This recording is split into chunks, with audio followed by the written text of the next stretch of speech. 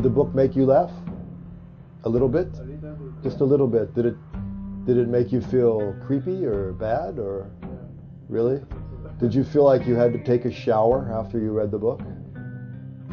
Really? I understand. If you have to take a shower now, I understand. I will not be insulted. It's fine.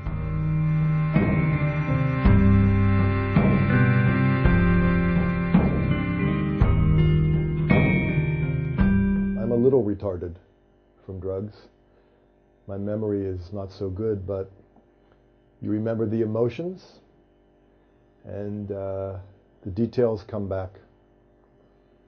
And if I forget what an asshole I was, there's somebody who will remind me. The book in America came out about 14, 15 years ago. So I was only off heroin for about 5 minutes when I started writing the book. So it was easy to remember. Some things are much harder to forget than they are to remember.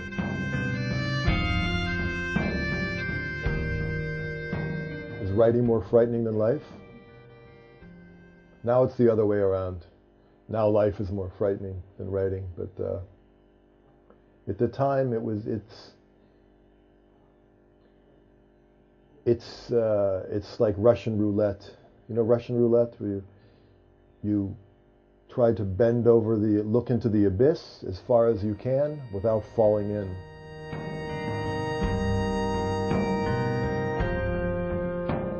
Humor and fun are two different things. I think a lot of humor comes from pain.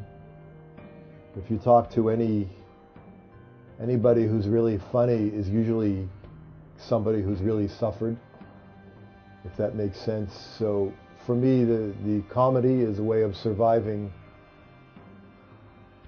and without that, you're dead.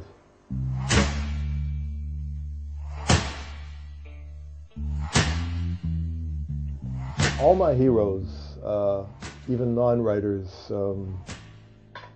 William Burroughs, Hunter Thompson, but also, Miles Davis, Lenny Bruce, Charlie Parker, Keith Richards, Hendrix, Coltrane. Everybody I loved was a heroin addict. But what they don't tell you is, when you're kicking heroin, Keith Richards does not show up with a warm towel to help you out. You're on your own. So I think a lot of people, a lot of artists, and I was one of them, needed to be fucked up to write, or if you're a musician, then to play, or Jackson Pollock, you need to drink, whatever.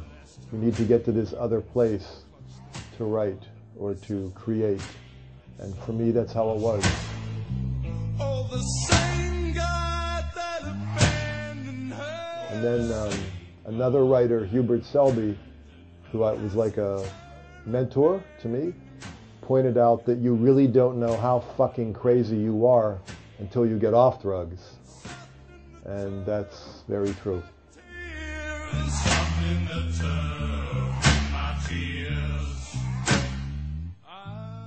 And what I realized from Hubert Selby, reading his books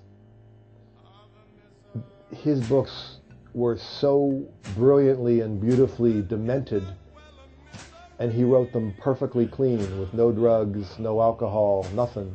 And that was a big inspiration to me, to realize that it took more balls to write without the drugs than it did to write with them. And that's when you really get to the dark, weird material that makes you want to take a shower.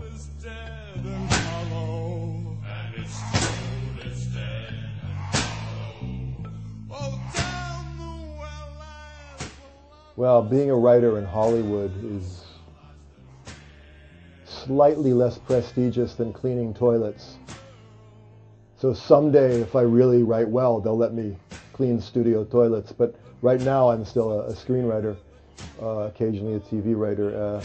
You're frustrated because anytime you're being paid to create and given an idea by somebody else, you're always a bit of a whore, but I've done worse for less. And now I'm very lucky. I work with people I respect and admire, so I'm in a different place. But then I didn't understand. I thought it was about my voice. But writing for television is about sounding like somebody else's voice. It's about being a mimic more than being creative. And being young and pretentious and arrogant and a little stupid, I did not understand that back then. It's completely different now.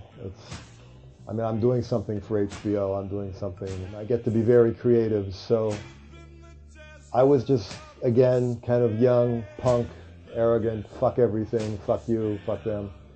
So now, not so much.